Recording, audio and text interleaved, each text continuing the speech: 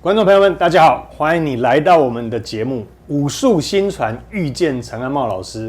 很高兴，我们又再次在镜头前遇见了武术大师陈安茂老师。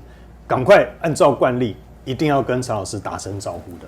老师好，观众朋友你们好。好，老师，那镜头前还有高老师要介绍给大家认识一下。主持人好，观众朋友大家好。好，还有我们这个武术新传红炉班的学妹，好不好？大家好。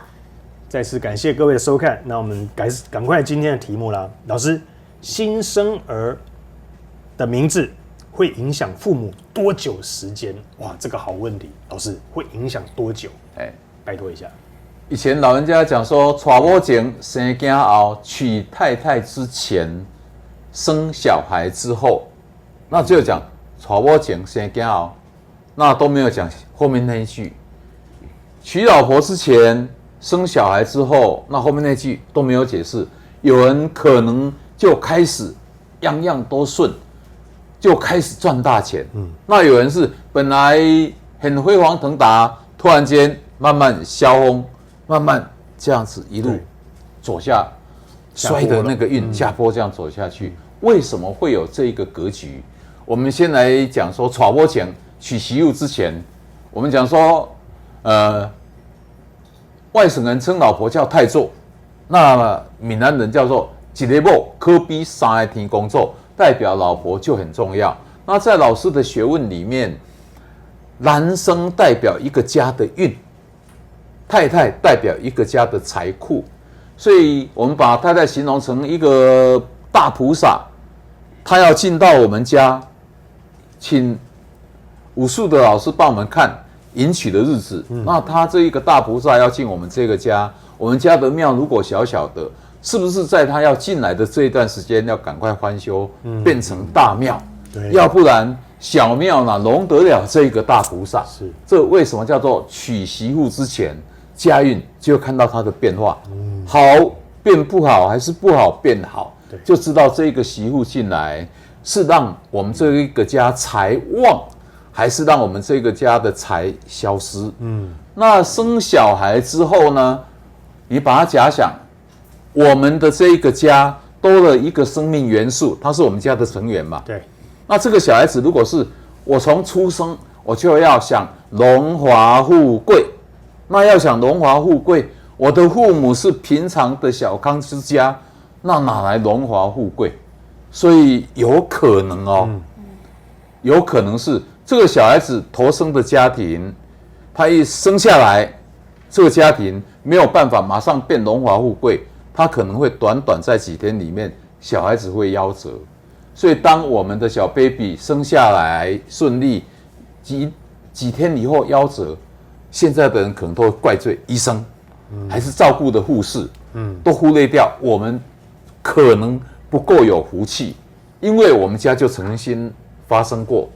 我听我爷爷讲说，我上面有一个大哥，生下来的时候，他就去问我们巷口有一个算命的，那算命的是瞎子，他就问他说，我这个孙子怎样？那个算命的我们都叫他借公的，他就叫我阿公的名字，你们有没有大房子？我阿公你是在亏我哟，我们家什么房子你不知道吗？他也没有，然后我那个。盲眼的这公又问第二句，那你们家有没有大风水？我阿公学给我听的，我就甲教啊，你敢唔知我是住什么厝啊，风水什么经营？他等我阿公骂完以后，他才跟我阿公讲说，明兄，我阿公叫陈敏，明兄，我讲这两句话，你若甲我硬讲，有遐厝今嘛无大间，快要来盖大间了。风水不大，我们快要把它修大了。你这个孙子，你就留得下。可是你骂我，我为什么要故意让你骂？我要看你骂完气怎样。所以他就跟我阿公讲，你从我这一边走到你们家，大概100间。我们以前听不懂100间是什么意思嘛？原来以前房子是一间，是不是4公尺？我们讲说1丈多嘛。他说你从我这边走回你家。你那个孙子可能就不见了，这是我爷爷学过给我听的，所以你就知道小孩子生下来，他会影响父跟母，到底要让你由不好变好，还是由好要变不好？它正当力从生下来那个瞬间就可以看出来。那到底会影响多久？是我们讲说哺育都要3年，所以生下来那算第1年，哪怕是12月29号2天，它就算1年。头尾到虚的第3年，它又一次震荡更明显。到第6年都是老师都讲虚岁哦，1岁、3岁、6岁这6年里面，特别凸显在1、3、6最明显。那2、4、5呢也会明显。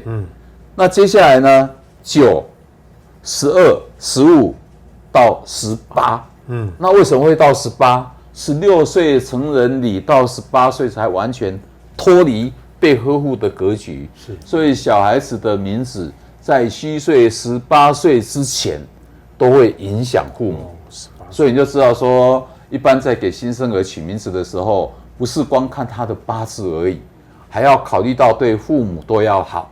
如果小孩名字对他自己好，对父母不好，又不是欠他的。我们那样2个夫妻卖血，要给你过好日子哦。所以小孩的名字要对自己好，还要对父母好，这才是标准。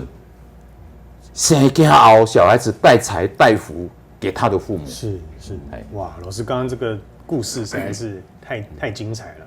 如果我们家的这个福气不够的话，这孩子带福气来还承受不住对，他还会就离开呢。哇，那所以我们自己平常人家说这个修福修德，就是在慢慢的把自己的这个局做大嘛，是这个意思。OK， 这样子以后有好的子孙要来找我们，才会承接得了嘛，对不对 ？OK， 这个大盆栽才成得了这个大棵的树。再次感谢老师跟我们解说，谢谢你。好的，各位朋友，希望这一部影片对你有帮助。原来新生儿影响父母的年龄会一直震荡6年到18年之间，这么的长久。所以在取名字的时候，不止名字要对父母好，也对孩子好。这个才是最重要的。记得赶快找陈老师，这个命名生肖姓名学的权威，好不好？第一人创办人。再次感谢，订阅、按赞、分享，开启你的小铃铛，才不会错过下支影片。下次见，拜拜，拜拜。